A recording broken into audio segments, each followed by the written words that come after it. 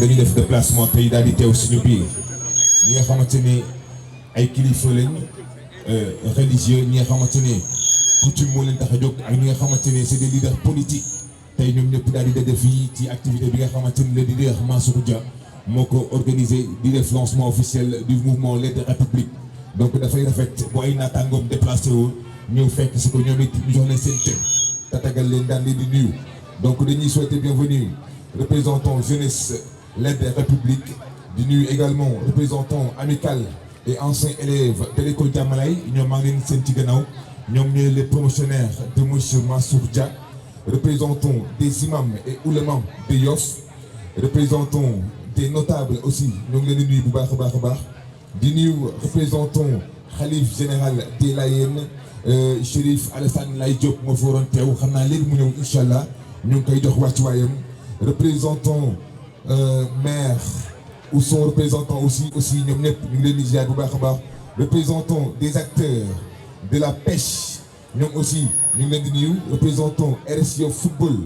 son président dafa nekk en voyage ànd ak l'équipe nationale féminine dem coupe CAN féminine au Maroc ñoom aussi ñu ngi leen di nuyu bu baax a baax représentant RS Yoff basket voilà président Sita ñoo ngi koy jox wàccuwaayam di ko nuyu bu baax a baax représentant des lutteurs aussi les lutteurs de Yoff ñoom aussi ñu ngi kontaan ci ñoom bu baax a baax représentant des artistes culturels aussi dañuy jël nuyoo bi tekk ci groupe Ndaw Rabine bi ndax tey ñoo fi représenté ñi def culture waaye di nuyu aussi les autorités politiques ñi nga xamante ne def nañu déplacement teew fii représentant des récipiendaires ndax war nañ fi joxe aussi je pense des diplômes voilà war nañ ko fi joxe donc représentant des récipiendaires waaye nag dafay rafet ñu nuyu ñi nga xamante ne c'est des acteurs politiques ñu fekk leen fi tey bëggoon naa koo xamante ne aw ma turam voilà ñu jël ko jox ma ko ndax loolu moo jaadu seen cër la ñu war a tatagal jox leen seen cër bu ñu bàyyee lépp ñu jàppoon ñëw teewal seen naataango accompagner ko teewal ko dafay rafet lool ñu jaar seen tour ay te balaa ñu tàmbali loolu ñu dalal Pape Mahawa Diouf mu ñëw toog ba pare ñu soog a commencer loolu donc ñu ngi ñuy souhaiter la bienvenue à monsieur le président du mouvement Racine Pape Mahawa Diouf.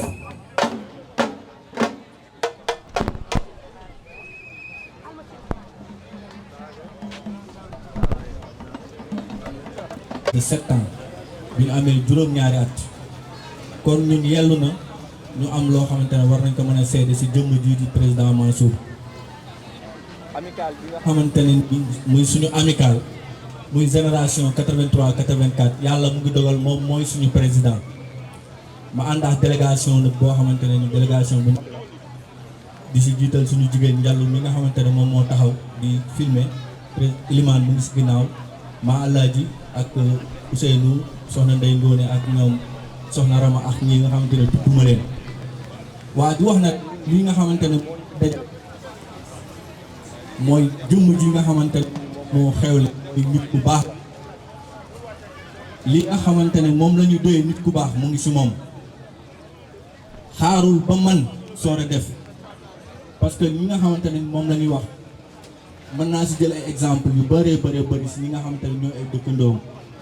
arab bi dafay wax ne al axlabu awla mooy gën a jege gën a yey. te man ak Mansour ñoo dëkk ci benn koñ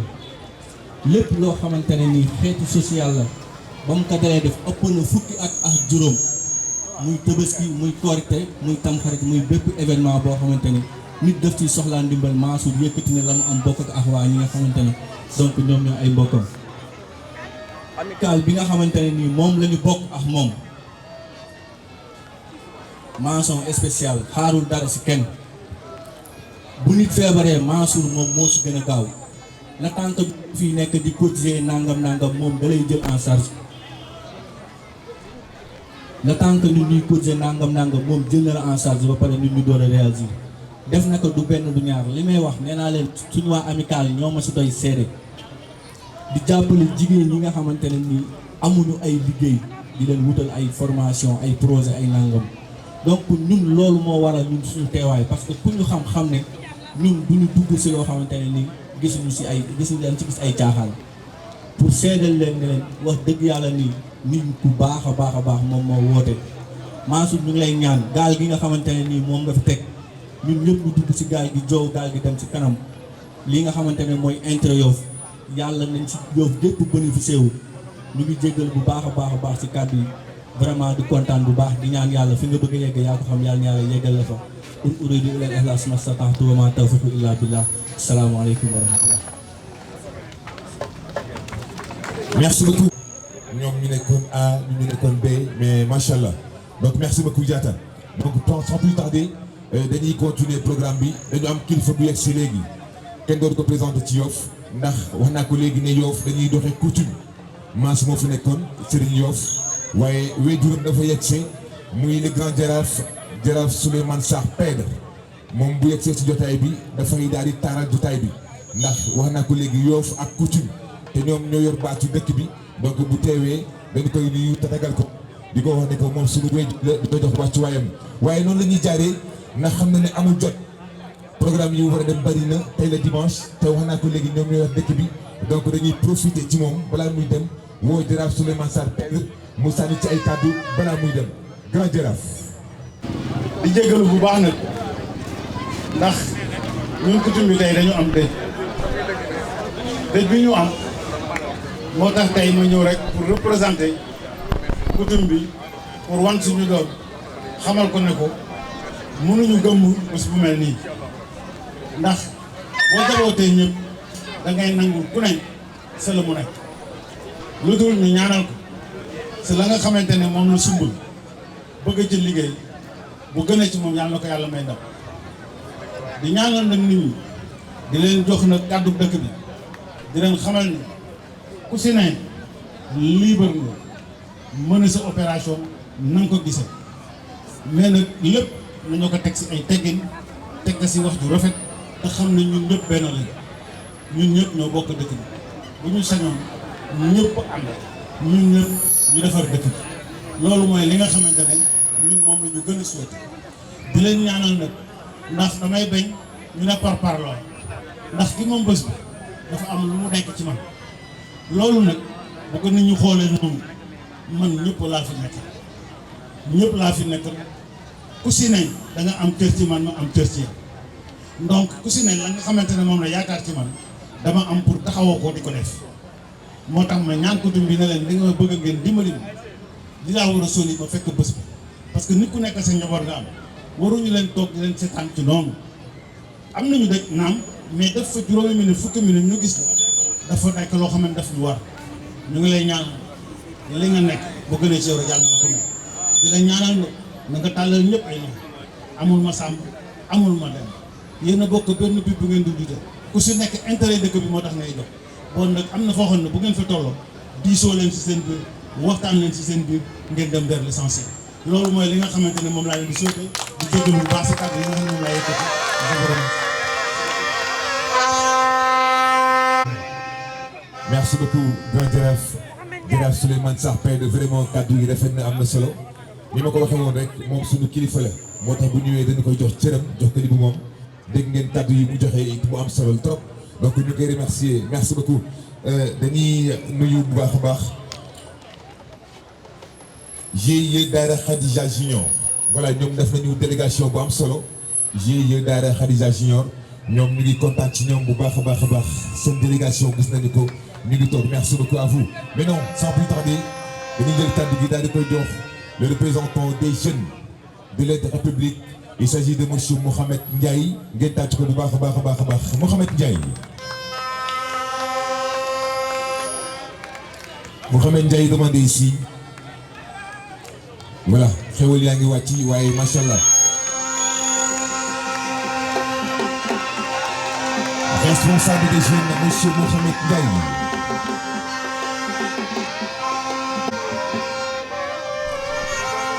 merci beaucoup. asalaamaaleykum Yoff asalaamaaleykum kilifa diine yi ak kilifa aada yi maa ngi leen di nuyu di leen ziar di leen jox seen wàccuwaay bu wér a wér a wér di jël nuyoo bi di ko teg si loxo yi monsieur le maire Mansour man nag jeunesse bi laa fi nekkal may am benn message boo xamante ni maa ngi koy lancer pour jeunesse bi jeunesse yoffoise il faut que ngeen siggi ngeen xool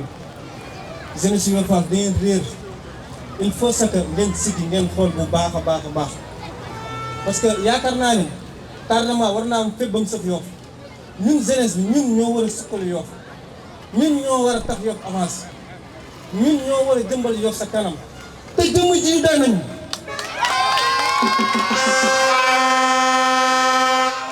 ñun kii moo ñu ñor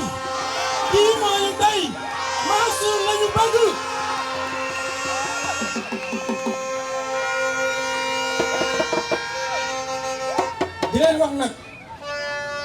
di leen wax nag Mansour jeunesse bi la fi nekkal avancement Yoff moo ko tax a jug ak Yoff jëm sa kanam moo ko tax a jug ndax bu dul maire bu dul dara moom dooleem alalam lépp mu ngi ko def biir Yoff moom maire Yoff bi taxul moom muy jël alam di ko def si Yoff xaalisam alalam lépp mu ngi ko def biir Yoff kon Yoff nañu siggi jàppale Mansour lañu bëgg moo ñu ñor kii la ñuy delloo kii la ñuy digaloo wasalaam.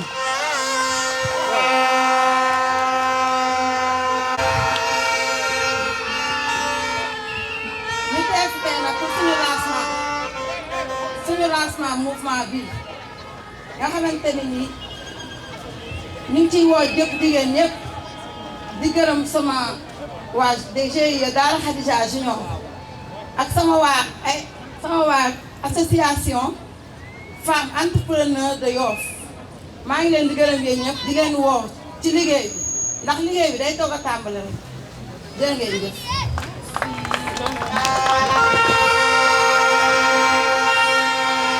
donc sans plus tarder orateurs yi dañu xaw a bëri liste bi xaw a am nu mu mel donc dañuy enchaîner le plus rapidement ak monsieur Biram Cissé coordinateur national des boucliers de Diomaye parti Kiraay voilà monsieur Biram Cissé Biram Cissé la ñuy woo ngeen tàcc ko bu baax a baax a baax a baax mu ñëw sànni kàddu. sama grand frère. Pape Mahawa Diouf mu nekk koo xam ne. wala mu nekk koo xam ne nii amul lu ñu defu biir APR mu nekkoon suñu grand bu ñuy tette biir APR donc Pape Mahawa maa jox sa wàccuwaay di nuyu Mansour mu koo xam ne moo xewle si bés bi tey di nuyu honorable Ami Top nga xamante ne on a fait pas mal de choses dans l'APR di nuyu mon frère di nuyu aussi coordonnateur communal du parti Kiraay monsieur Djibril Samb ici présent di nuyu aussi sama délégation bu mu àndal mi madame Mbacké qui est là-bas derrière aussi il y a madame Daba Kodé il y a madame aussi Awa Faye et monsieur Babacar Faye xam ne ñoom la àndal ñëw fii si teewee jour lancement mouvement Mansour Dia du wax na waa Yoff Mansour dafa nekk nit koo xam ne nii nit ku jar a jàppale la pourquoi nit ku jar a jàppale la parce que Mansour dafa yàgg ci terrain bi di xeexal pour Yoff yàgg ci terrain bi gëm ne Yoff dafa war a développer gëm ne Yoff dafa war a avancer man ba ma owee ne ma damay teg benn mouvement ma ne ko vas-y mon frère parce que le Sénégal fii c'est l'ère de la jeunesse parce que on a un président jeune ni le président Bassirou Diomaye Diakhar Faye donc su un jeune taxay Yoff taxaw ne dama bëgg a samp sama ndënd tey jeunesse Yoff war neen taxaw jàppale ko comme nu ko sama honorable Ami Top defee comme nu ko ngi fi ñëpp defee ni ay représente jeunes yi nekk fii nii di leen di wax tamit ne que Yoff Mansour dafa nekk nit ko xam ne c'est historique ci terrain politique sénégalais nekkul nit ki soo ko ñëw taxaw imposer boppam ci terrain politique sénégalais donc di la ñaax di la tàllal loxo yow Mansour parce que man tey taxawaay ma fi taxaw war ma sol wax soo gisee ma hésité pour jóg parce que y a le coordinateur communal du parti Kiraay bu fi taxaw kon moom moo waroon taxaw wax ci parti Kiraay donc man je suis le coordinateur des boucliers de Diomaye parce que pourquoi bouclier de Diomaye parce que à un certain moment donné Diomaye était attaqué de tout bord ñun ñu taxaw taxaayu ne ba Diomaye kenn du ko waxati loo xam ne nii day tegginu parce que c'est le président de la République, c'est le président de tous les Sénégalais donc si loolu Mansour ma lay tàllal loxo di la wax ne incha allah rabi ñun bëgg nee la gis seen wét di tàllal loxo tamit sama frère Pape Mahawa Diouf ici présent di la wax ne bëgg nee la gis seen wét di tàllal loxo tamit ma sœur honorable Ami Top di ko wax ne bëgg nee la gis seen wét parce que tey le président Bassirou Diomaye Diakhar Faye a besoin de tout le monde parce que le Sénégal dafa nekk ci benn tournant boo xam ne nii ñëpp ci war a jàpp ñu liggéey développer réew mi jëm kanam parce que gis ne koom-koom bi dafa dellu ginnaaw dañu war a tey taxaw xeex pour koom-koom boobu dem te dem le président te parti et le parti du président est ouvert à tout le monde moo tax ma oo leen wala ngeen ñëw fekk suñu ñu ànd liggéey defar réew mi je vous remercie. kàddu yi rafet na am na solo voilà moom it ñu ngi jaajëfal bu baax a baax a baax ani Ada est-ce que du dindi mbuus bi toile bi émetteur bi mën a fonctionner carrément voilà merci beaucoup. ay ci donc sans plus tarder dañuy enchaîner ba tey gannaaw monsieur Birame Cissé coordonnateur bouclier du président Diomaye voilà am nañ ci aussi le coordonnateur de Kiraay ici à Yoff inchallah ci kanam tuuti moom aussi dina ñëw maintenant dañuy jël kàddu gi daal di koy jox jigéen ndax góor baax na waaye jigéen baax na moom mooy présidente mouvement Cap sur l'avenir ñu koy wax honorable Ami Top bien tàcc bu baax moom la ñuy tàcc bi. Cap sur l'avenir, c'est le parti Cap sur l'avenir, unité et engagement parce que duñu mouvement parti lañu. Merci beaucoup. Asalaamaaleykum mbooloo mi maa ngi nuyu ñëpp di jël nuyoo bi di ko teg ci loxo grand Serigne Mass macha allah bu ñu ñëwee xool jotaay bi nga toog ci rek suñu xel day dal donc ñu ngi lay nuyu sa taxawaay fii si Yoff sa taxawaay aussi si doomu Yoff sa taxawaay aussi si xaajaale woo kenn Yoff à chaque fois da ngay wax ne Yoff ñëpp a ko bokk kon ñëpp xaj nañ si donc grand Serigne maa ngi lay nuyu di nuyu sama xarit DG Pape Mahawa Diouf maa ngi lay nuyu bu baax parce que bokk nga si ñu teetee Alliance pour la République ba tey ñu teg suñu parti doxal suñu yoonu bopp donc maa ngi lay nuyu bu baax di la encourager aussi yombul gis nañ mouvement bi nga mettre en place donc ñu ngi la ci ñaanal ay ndami ndam di nuyu aussi tonton Djibi Samb bi représenté parti Kiraay fi bu baax maa ngi lay nuyu bu baax mon oncle di nuyu aussi Birame Cissé waxoo ko on a fait beaucoup de choses au niveau de l'APR donc tey bu ñu beree suñu yoon rek xam nañ ne am nañ formation politique bu ñu taxawa ñu mën a doxal merci Birame di nuyu yu2 maa ngi lay nuyu bu baax ma foofu féete di jël nuyoo bi yëpp nag di ko teg ci loxo le président le grand président le meilleur président kii di sama frère Mansour Dia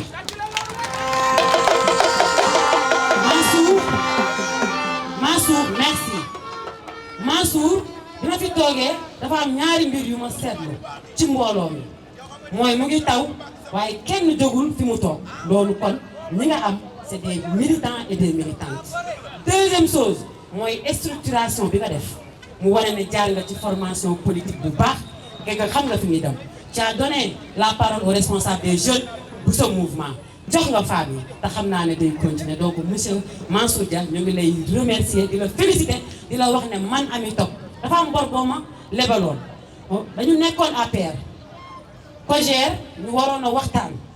pour kan mooy jiite Yoff ñu am na ñu bëggoon waaye Mansour sa kàddu moo tax ñu tegoon ma fa mooy da nga jóg ne Ami Top fi mu toll nekk honorable HCCT ak fi mu jaar tey war nañ ko mën a njukkal mooy bàyyi ak la coordination des jeunes de Yoff au niveau de l'APR. kon nag gor nga gàlli nga donc moo tax ni ma la ko waxee woon ci téléphone rek ñu lu dul Yoff ñoruñu li ñu bëgg mooy Yoff ñu wane ne am na ay leader li ñu bëgg ñu mooy Yoff ñu wane ne Yoff am na ay ndaw yoo xam ne ils sont capables de yóbbu Yoff fi nga xamante ne war na faa dem et je pense que ne taxaw nga foofu donc ñu ngi leen di féliciter bu baax di wax nag waa Lettres République am ngeen leader am ngeen kilifa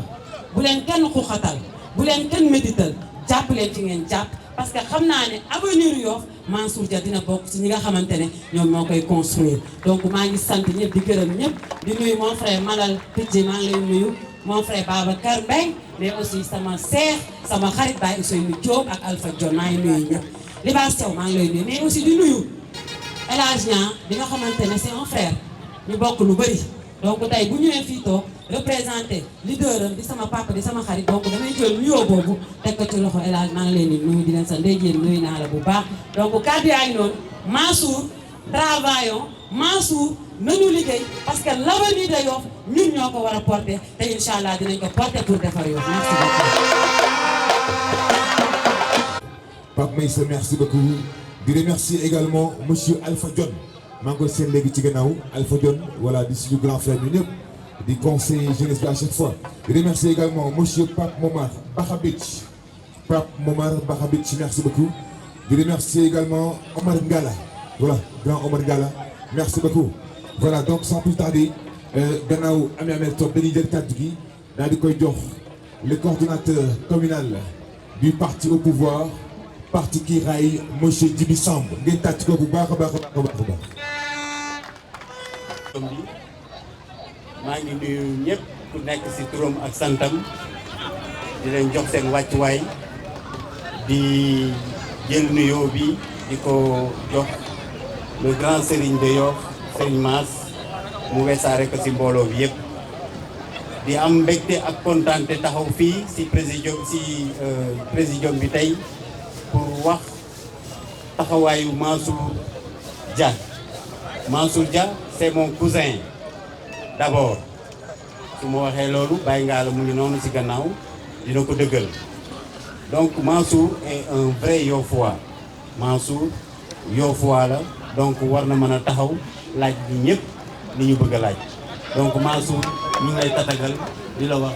bienvenue dans la cour de la politique. ma jël nuyoo bi di ci teg monsieur le directeur Pape Mawa Diouf président de Racine di ci teg monsieur Birane Cissé nga xamante ne moom tamit sama naataangoo la au niveau de Kiraay di ci teg madame l'honorable Ami Top présidente de Cap sur l'avenir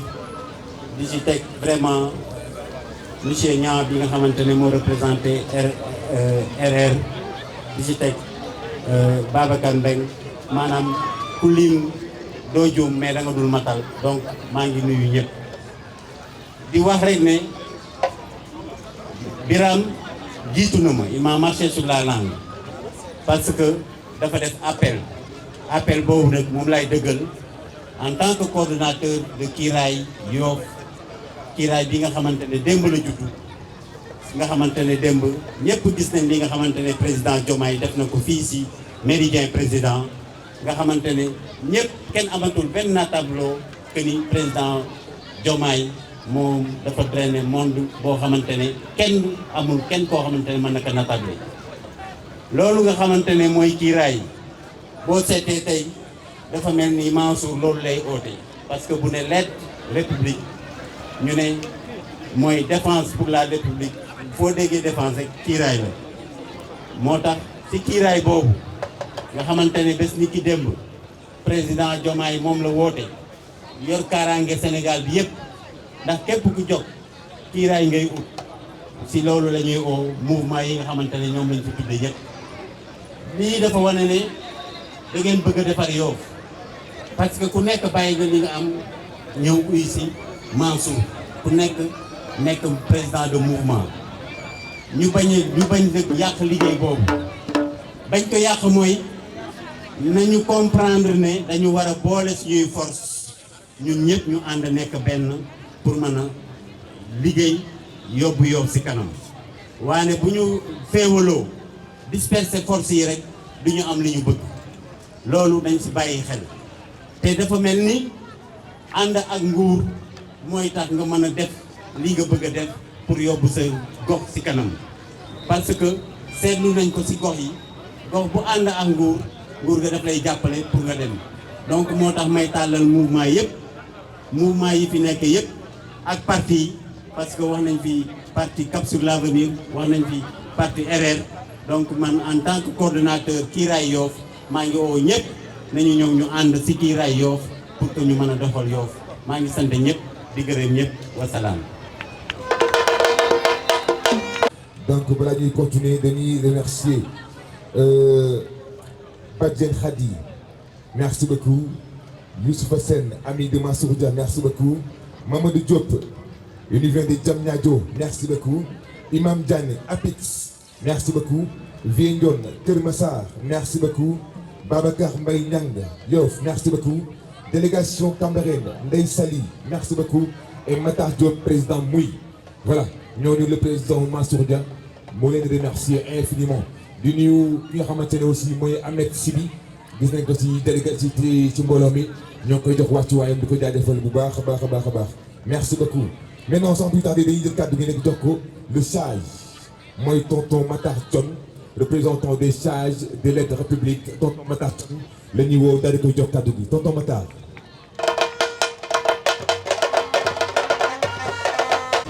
allahumma salli ala sayyidina Muhammad wa sallam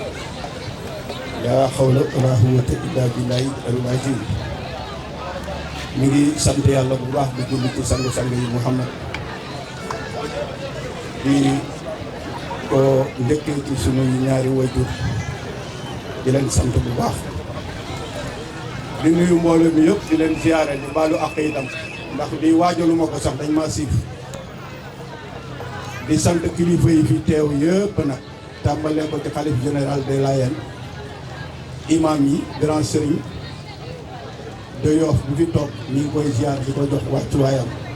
ki nga xam ne moo représenté xalifa bi di kilifa si ñun di lépp si ñun ñu ngi koy ziar moom itam di ko jox wàccuwaayam di ñaan yàlla defal ko jàmm moom umma bi yëpp di nuyu Mansour di ko ñaanal jàmm moom mi nga xam ne moo waral jotaay bii xam naa di ci jiital sunu goro jéem ñi nga xam ne tamit tey dafa waroon a wax sax ci sama kàddu ak kàddu njéenam gépp na moom borom baax la sunu goro la waaye ku baax la kon ñi ngi sant yàlla bu baax di wax ni Mansour mi nga xam ne moom tax a jóg dafa nekk xale boo xamante ni toujours fu ma toog dama koy wax ni fa mu tàmbalee moo tax ndax dafa njëkk am ñaani waajuram ndax loolu dafa jaadu ñu di ko wax fu nu toog ndax ku am sa ñaani waajur keneen ku la ñaanal dafa topp fu mu war a topp ay ñaani waajuram la am ba pare tàmbalee ci xale yi nga xamante ni ñoom ak ñoom léegi ñi nga xam ne ñoo ko dar di ñuy tàmbalee ci xale yi seen xel li mu leen joxoon moo di bés bu Noël jotee ñii seen loxo jot seen ginnaaw dañuy feetal seeni doom ñoom ñu xalaat seen xalaat ne ñi seen loxo jotul seen ginnaaw ñun duñu fexe boole suñu ñaar dërëm ak suñu ñetti dërëm ak ku ñu ci fekk ñu bégal ñi nga xam ne amuñu jënd ay cadeau bu bés ba jotee ñu jox ñooñu moom foofu lañ tàmbalee loolu defe naa ne ku koy defal xale ñaanal nga sa bopp bu pare ñoom ci loolu lañ tàmbalee bay dox ba agsi fii tey kon am nañu yaakaar ni dana am li mu bëgg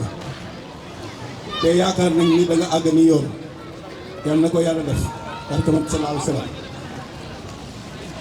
di wax ni defe naa ni sunu mag mi ngi fi di sa wayjur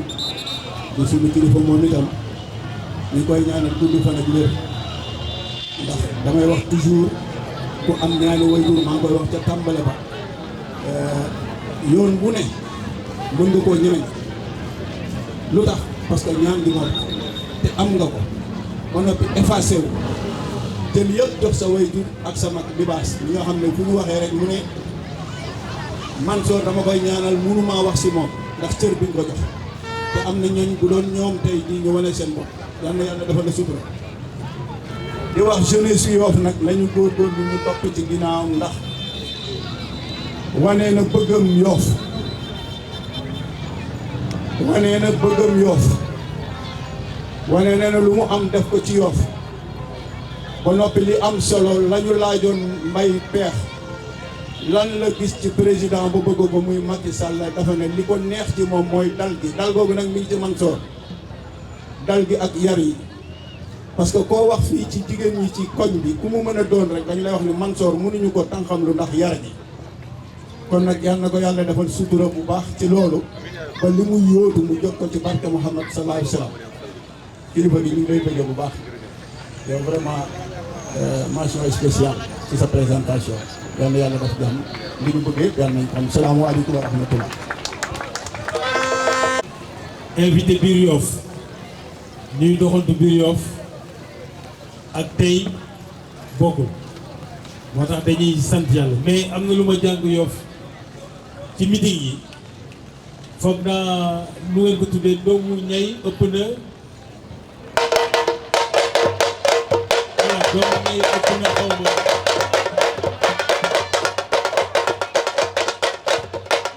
ëpp na mbërë mais doomi ñay ëpp na mbërë. jërëjëf merci ci ñoom ami toog la jànge loolu dañuy nuyu kilifa yi fi toog yëpp di tàmbale ci nuyoo bi Chérif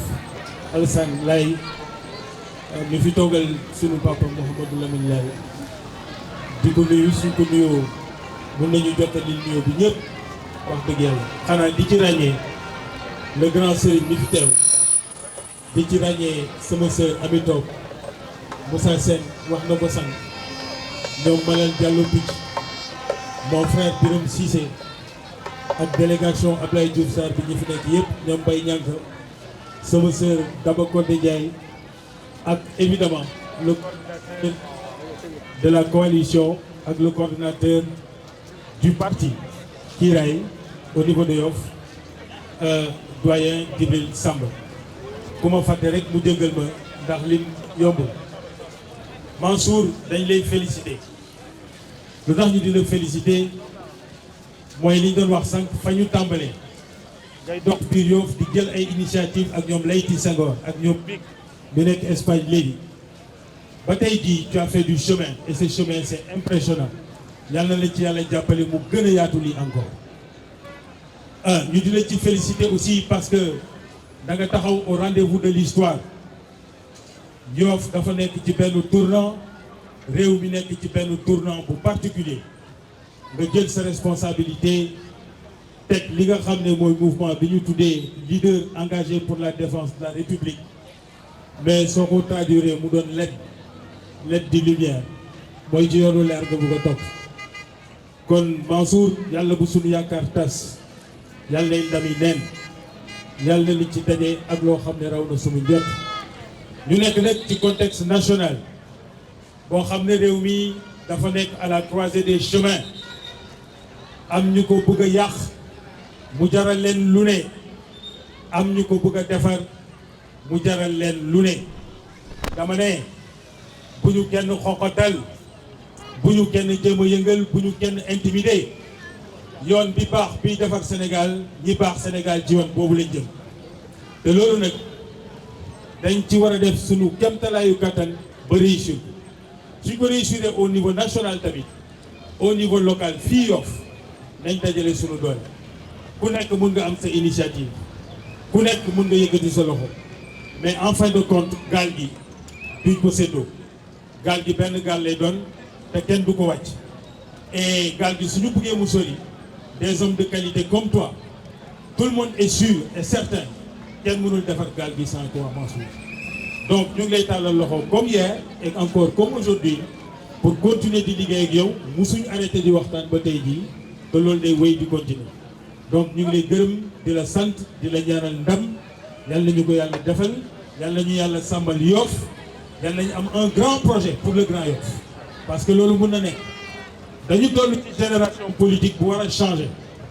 ni ñu daan politiquer démb ak ni ñuy politiquer tey mënut a doon benn c'est pas possible c'est pour ça que fii ci sa jotaay bi dama fi kontaan ndax muy Ami Top du Mbaye Nianka de toute cette génération de jeunes leaders yi fi daje suñ fi mënee daje on a donné un exemple à une certaine élite politique mun nañ am ambition mun nañ am bëgg-bëgg mais pour l'essentiel du Sénégal ak Yoff mun nañ ci ànd bu rafet te loolu feeñ na ci te jotaay bi donc ñuy renouveler cet engagement pour Yoff et pour le Sénégal et toute notre confiance et notre soutien à Mansour Dia yéen ñi ànd ak Mansour ñu ngi saluer seen engagement à ses côtés mi ngi taw guddi na kenn bougéwul tout le monde est sur place te li Yoff am ci kilifa yëpp teew na fi tey loolu mooy wane ne su dee ndaw ngay tamit ndaw bu loxoom set la yàlla na la yàlla taxaw jërëjëf merci beaucoup.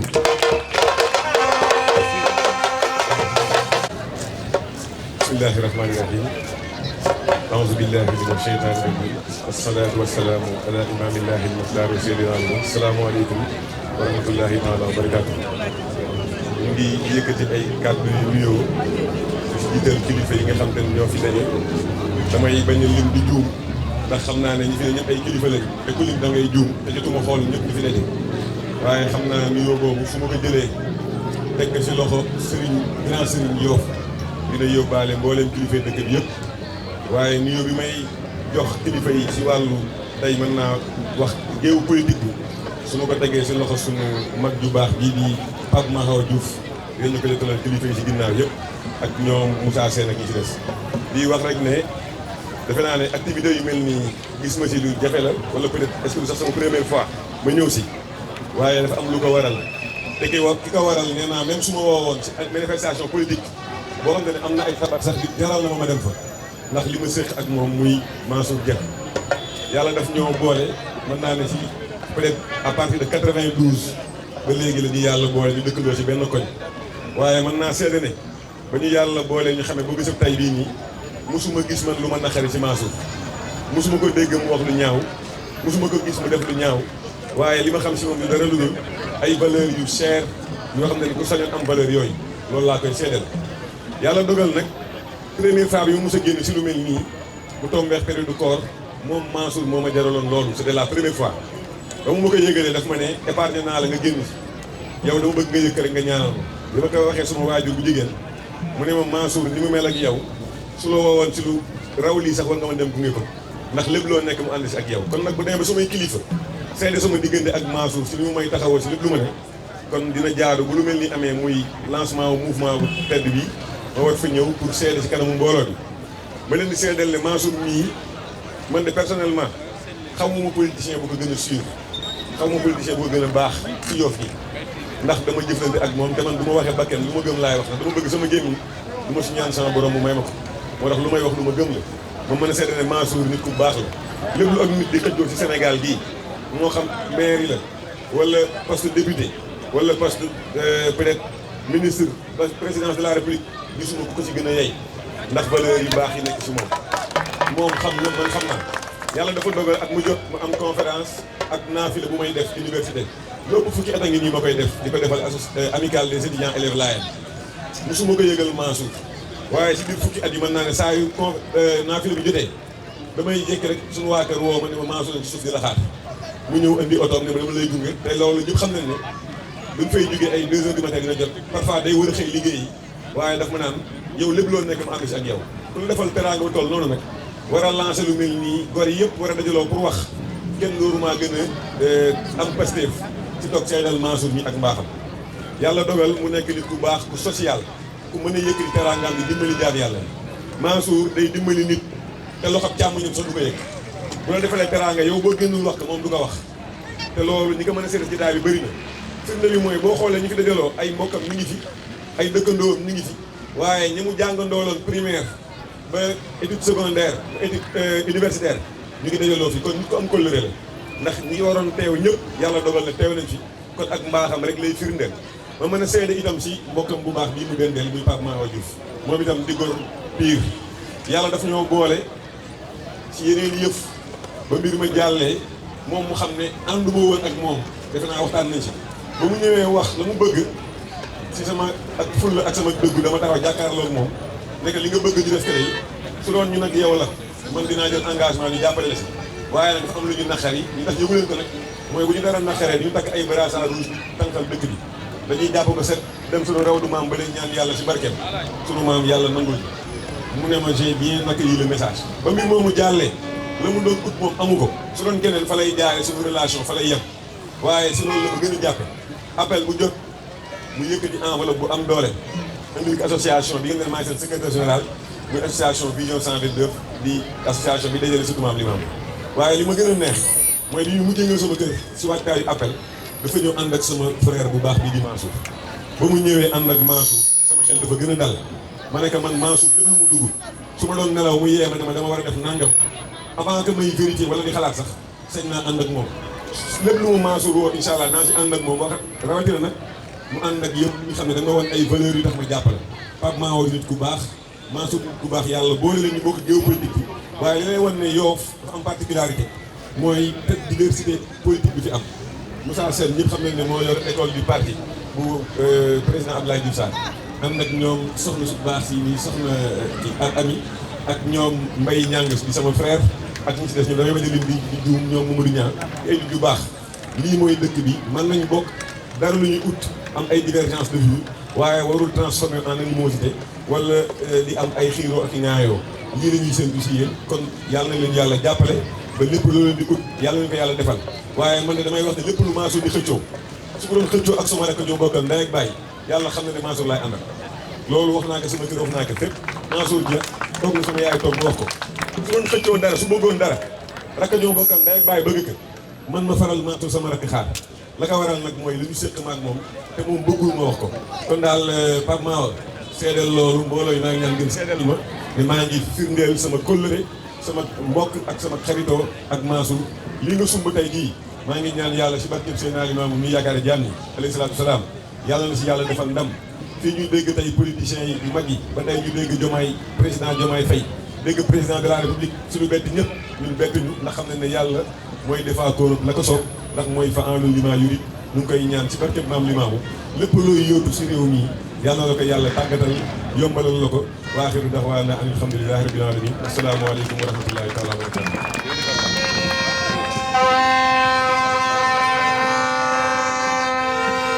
Oui, merci. Merci beaucoup. Voilà, Atane, kaddu yi rafet na am solo. Vraiment, kilifa nii rek la mën a mel. Voilà, ndax boo nekkee surtout Seydina Limaamu nii rek nga mën a mel. Donc ñu koy jaajëfal bu baax a baax a baax. Di remercier Badiane Awa Diallo def déplacement ñëw teew fii ñoo koy remercier bu baax a baax. Di remercier également délégation Thierno Alassane Sall.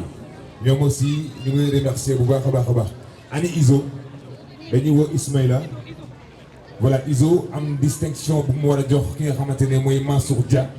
donc dañu koy bàyyi mu def ko le plus rapidement am na ay prix yu ñu war a joxe yu ñu war a décerner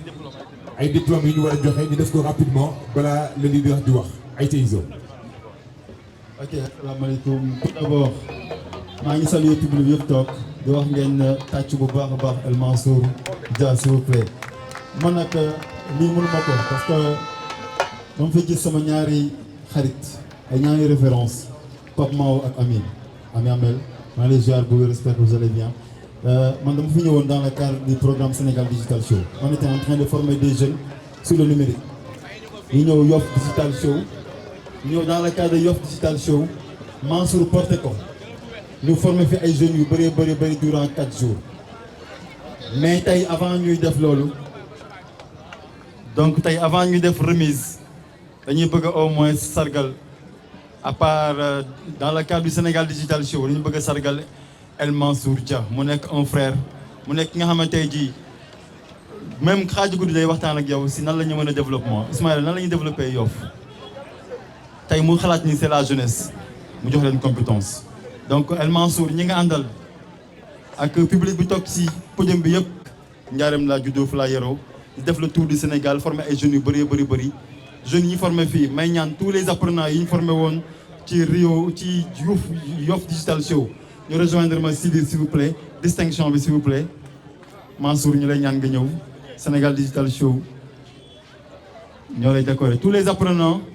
kaay leen s'il vous plaît apprenants yëpp ñëw leen ñu jël benn 2 minutes rek ubbil ñëwal.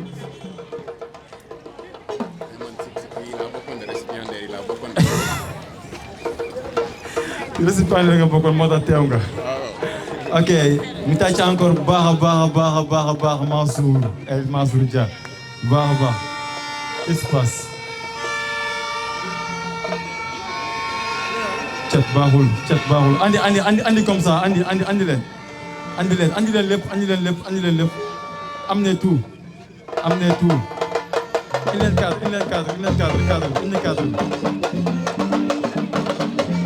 amoon na cadre vert lépp xaw cet baaxul amoon na ko def am na cadre vert xaar cadre bu ñëw cet baaxul vert daa toj merci.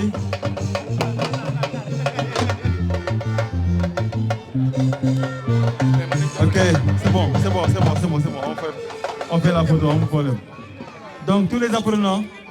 c'est un diplôme. Ok, c'est un diplôme, on vous a envoyé ça en version numérique.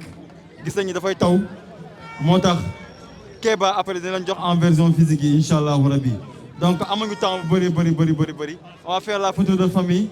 et après on boucle hein. Merci le grand. dañ joxe di section yi pare amul leneen lu ñu war a joxe ana kii ana sa beneen la dame la Fatim amul léegi la mooy am ni bu pare voilà, merci beaucoup. Décoration d'honneur monsieur El Hadji Mansour Dia. Voilà, merci beaucoup. Sénégal Digital Show loolu am na solo. Voilà di wax ne Mansour sa frère Mass ñëw na ànd ak délégation moom aussi nee na mu ngi ànd ak 18 personnes. Voilà nee na da ngeen dajee tour de famille nga wax ko te mbokkam nga moo tax mu bàyyi lépp daal di teew. Kon Mass ñëw na ànd ak délégation ñoom ñooy waa dooleel Yoff ñoom Yoff rek moo leen ñor donc Mass kontaan nañ ci yow. Voilà Mansour mën nga bañ a dem yow taxawal nii rek à côté. Voilà na Mansour taxaw à côté rek ñu libérer les autres. Merci beaucoup. Vraiment merci beaucoup. Merci beaucoup. Voilà merci beaucoup. Voilà rejoignez vos places. Merci beaucoup. toll nii ndaw ñi ñoo yor lépp kon ma kenn mënul dem bàyyi ndaw. Vraiment merci beaucoup à la jeunesse. Les promotionnaires de Mansour Dia. Merci beaucoup à vous. Donc képp koo xamante ne tey déplacé wu nga ndax ñëw teewal ki nga xamante ne mooy le leader Mansour Dia ñu ngi lay jaajëfal bu baax a baax a baax. Vraiment merci beaucoup à tout le monde. man nag damay bàyyi ki nga xamante ne ndax lii diaspora naan. bu baax dañu koy wax lu baax.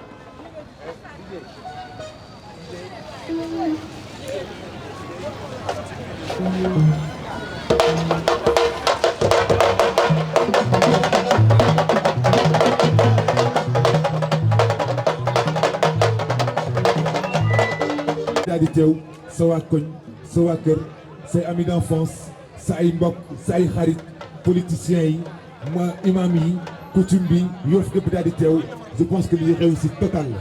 am nga sas Yoff daf la sas lii ku ñu ko defal del la sas kon nag nañ ci bàyyi xel ayca di wala ayca donc damay woo ki nga xamante ne nii muy Mame Diarra ndax nee nañu ma moom moo war a jàkkaarloog Mansour wax ko lu baax comme li ñuy wax naan ku baax dana koy wax lu baax kon man dama ciy génn bàyyi la Mansour yaa koy wax lu baax yaa koy introduire balaa moom muy jël parole ayca kay nii nga mën a jege kii bi kay Mame Diarra. Ijeelaay rakka ji sës rakka si man te rëkkum sama yaay namp jox yaay ko namp ñii di laaj mairie war nañoo laaj waaye moom tamit war naa mën a laaj ndax mooy maama Lamine Sarr du beeri Saare laati buubu Sarr sa maam bu ñu ku dem ndëngaañ ak ab Saare politiciens yi xam nañ ko ku laaj politique si Yoff di nga dem Saare wër sa maam moo wéeru woon sa guy ga di ñaanal nit ñi ba tax mu mën a dem kon Mansour Dia boo laajee war ngaa laaj soo laajul war ngaa laaj caba yaay Buubu Njaay caba yaay Saala Njaay lii moom mënuma woon a bëri ñëw te waxuma la ja yàlla nga àggale lii rek laa si doon saan Mansour ñu jàkkaarloo yow macha allah di la waxal lu baax ngay nit ku baax di nit ku sincère man nag géwél laa aw ma parparloo géwélu àdduna laa géwélu Yoof laa damay liggéey macha allah aar laa yaakaar di dem du doon xale ne ci aar bi Mansour Sirif boole ma ak yow nga jël ma téema programme bi depuis nga sas ko ba tey téléphone nga may woo foo toll danga may woo yàlla nag tey la na mu ma ñëw réunion lu am danga may woo mais man ñitti nit ñi laa parce que li may dem ci xel bi moo ëpp que li may nekk ci programme yi mais Mansour ku gore nga ma ñëw nag tubaarkàlla macha allah di la wayal Mansour Dia li may xoole doomi garmi yaa ngi ci yow bilaay tey ma wayal Mansour Dia Mansour da mu neex ma kenn duma tee laati buubu saar sama Mansour Dia li may xoole doomi garmi yaa ngi ci Mansour Dia jubal ba ni ko ci lool doomu jàmbur bu ko yàq danga koo juru lool nee naa la ajaratu mbëgge saaray sa yaay ajaratu mbëgge saaray sa yaay waaye mbëgge saar awa saaray yaayam laati buubu saaray sa maam yaa bokk ci war a saara ndey num saar maama Lamin saar sa maam bi teeri saareen bey sa maam Sëriñ Babacar Si Maali ba ko seexaloon sa maam Sëriñ Babacar Si Maali ba ko ñaanaloon nee naa la laati buubu saar li may xoole doomi garmi yaa ngi ci yow ware saara ndey num saaray sa maam su ma neexee way la ci ndëpp ndey siin Maalik gi gàmmu jaañ yaay si debi des lëngaañ li may xoole doomi garmi yaa ngi ci Mansour Dia nee naa la laati buubu saaray sa maam laati buubu saaray sa maam ware saara ndey num saaray sa maam ajaratu mbëgge saaray sa yaay waaye ajaratu mbëgge saar awa saaray yaayam laati buubu saaray sa maam yaa bokk ci ware saara ndey num saar nee naa la maama Lamin saaray sa maam yaay borom yoo fi géej suuf ci sa suufu maam la ware saara ndey num saar kuy jike yow sa maama ko moom Mansour Dia sa maama moom kuy jike yow waaye yaa ngi ci pekkalam sëy naa Limaamu Laay Limaamu Kumba Ndooy sa maam baay laa yegg sëy di rek nga doyloo nee naa la sëy naa Limaamu Laay sa maam kooku moo wante woon aju boobu daaya laay kooku moo randal géej kooku moo ni dikk leen jëlee leen bañu ñu maa laay dem naa xamul naa ba tey son ñuul ma Mansour boo ñaawee kan moo fi rafet boo ñaawee kan moo fi rafet Mansour ajaratu mbëgge sa yaay waaye ajaratu mbëgge saar awa saaray yaayam laati buubu saaray sa maam yaay sa dum nëpp ndey siin Maalik gi gàmmu jaañ ci debi des ndëngaañ may xoole doomi Yoof yaa ngi ci yow boo laajee meeri war naa mën a nekk caba yaayi Buubu Njaay caba yaayi Saala Njaay li may xoole doomi garmi yaa ngi ci Mansour Dia nee naa la Mansour mu Sëriñ Babacar Si Maalik bakare karamaan alam roo kumba caam dëgguma penda Fatima penda kar yàlla bokk coor Mansour Dia li may xoole doomi Linguère yaa ngi ci yow ay waaye jooleen mu dem géej jooleen mu dem géej Mansour Dia li mu dem géej ba war gaalo jooleen mu dem géej jooleen mu dem géej mu gis géej ba war gaalo jooleen mu dem géej billaay joon mu dem ana Mansour li mu gis géej ba war gaalo jooleen mu dem géej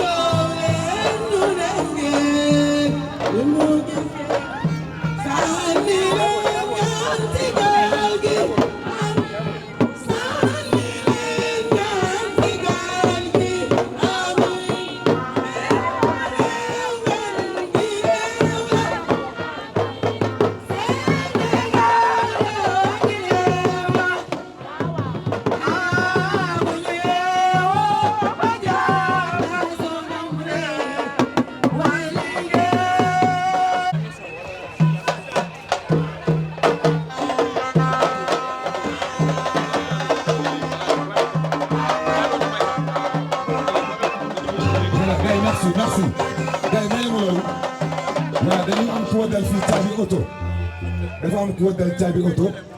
ah feeñ na caabi yi feeñ na wala feeñul ah ok ku waddal ku for caabi oto voilà benn caabi ngi de wala voilà caabi jaa ngi noonu merci voilà. rajim bismillahi rahmani rahim awalaysa allazi xalaqa samawati wal ard bi xadrin ala an yaxluqa mislahum bala ñu ngi sant ñi nga xamante ne ni ñoo fi teew ñëpp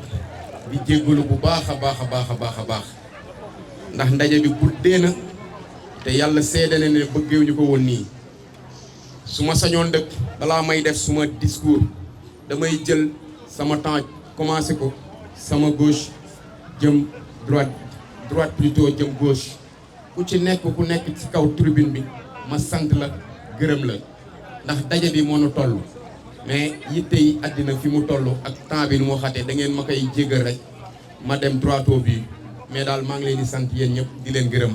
di nuyu suñu xarit buy doog a yegg si léegi nii Massamba Cheikh Massamba di suma nit di suma lépp ñu ngi leen di jaajëfal bu baax bismillah.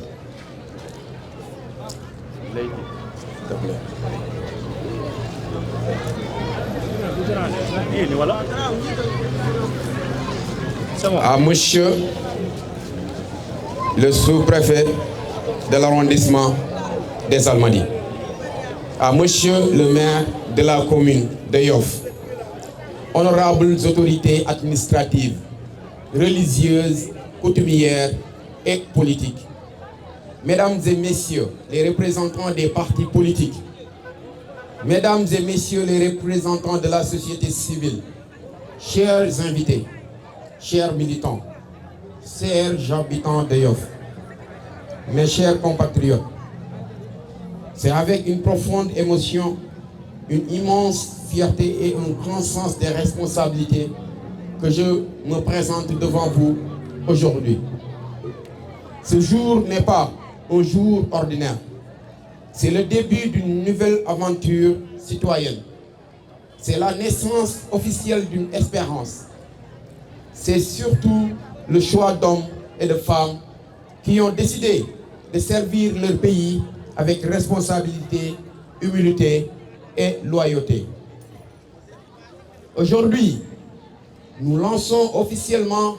LED République, leader engagé pour la défense de la République. Un mouvement qui porte une conviction simple, mais profonde, ambitieuse. Oui, il est possible de faire de la politique autrement. Notre devise n'est pas une formule, c'est un engagement, une méthode, une manière d'agir, une manière de servir. Parce que la politique doit être un instrument de division. Parce que la politique plutôt ne doit pas être un instrument de division. La politique doit être une école de dialogue. La politique doit être un espace de solution. La politique doit être un engagement permanent au service exclusif des populations. Voilà pourquoi est né LED République. Notre mouvement n'est pas né contre quelqu'un. Notre mouvement n'est pas né pour alimenter les polémiques. Il n'est pas né pour opposer les Sénégalais. Il est né pour défendre une vision fondée sur le respect de la République, de ses institutions et de ses valeurs. Il est né pour promouvoir une gouvernance responsable. Il est né pour encourager la participation citoyenne.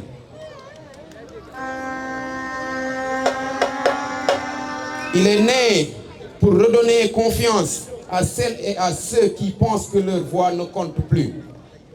Nous sommes convaincus qu'un pays avance lorsque chacun accepte de faire passer l'intérêt général avant les intérêts particuliers. Notre engagement est clair. Nous défendons toujours la République. Nous respectons toujours les institutions. Nous préservons toujours la stabilité de notre pays. Car une République forte repose sur des institutions fortes. Respecter les institutions ne signifie pas renoncer au débat démocratique. Bien au contraire, la démocratie vit grâce au débat, grâce aux idées, grâce aux propositions, grâce au respect mutuel. Nous pouvons avoir des divergences, certes, mais nous pouvons aussi exprimer des critiques. Nous pouvons proposer des alternatives, mais jamais nous ne devons fragiliser ce qui garantit notre unité nationale. Le Sénégal est plus qu'un grand. Le Sénégal est plus grand que chacun de nous. La République est plus importante que nos ambitions personnelles. Et les générations futures nous useront sur notre capacité à préserver cet héritage. Mes chers compatriotes, si nous avons choisi Yoff pour lancer officiellement ce mouvement, ce n'est pas par hasard. Tout commence ici. Yoff est n'est pas seulement notre commune, non. Yoff est notre histoire. Yoff est notre identité. Yoff est notre première école. C'est ici que nous avons appris le respect, la solidarité et le sens du vivre ensemble. Cette terre nous a accueillis, elle nous a vus grandir, elle nous a éduqués, elle nous a nourris, elle nous a protégés, elle nous a transmis des valeurs qui guident encore aujourd'hui chacun de nos pas. Et lorsqu'une terre vous offre autant, vous avez le devoir moral de lui rendre ce qu'elle vous a donné.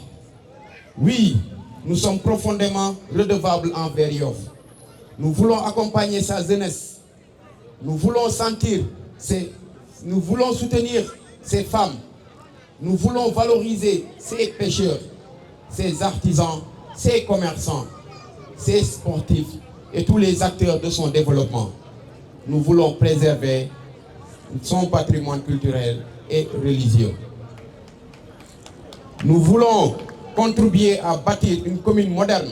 attractive, solidaire et fière de son identité. Parce que aimer Yoff ne consiste pas seulement à vivre Yoff. Aimer Yoff, c'est la servir. Aimer Yoff, c'est agir pour elle. Aimer Yoff, c'est préparer son avenir. Notre ambition dépasse les frontières de cette commune, bien évidemment.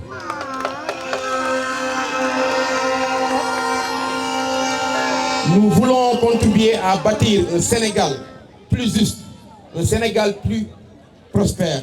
un Sénégal plus solidaire, un Sénégal où chaque citoyen, où qu'il vive, peut croire en son avenir. Nous croyons en la jeunesse. Nous croyons à son intelligence.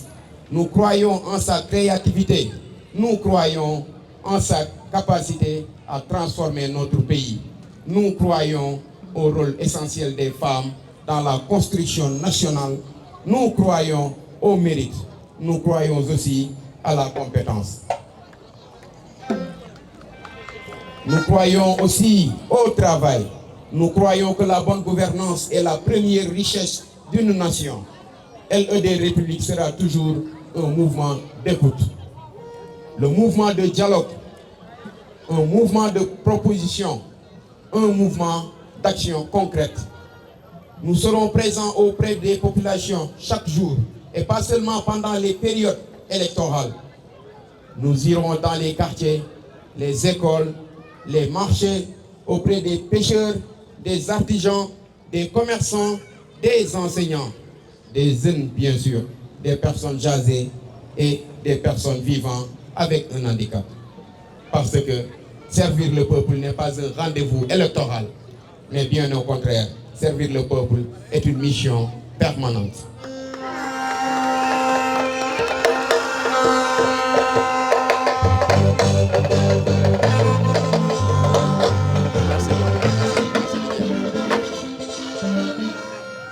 Mes chers amis, je lance aujourd'hui un appel à tous les Sénégalais. Permettez-moi de terminer par une confidence personnelle. Je suis un fils de Yoff. Un Dengagne de par la lignée maternelle, mais au Franco-Bop de la lignée paternelle.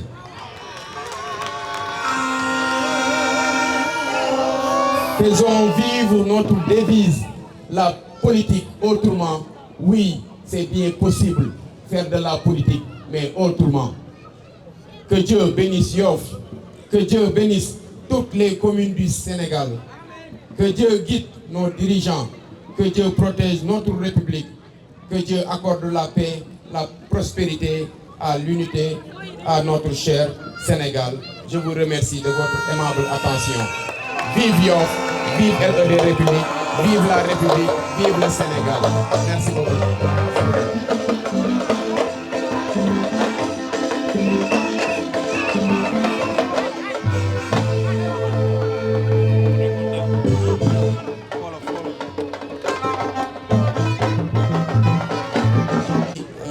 jéggaluwaat ndax yàlla dafa dogal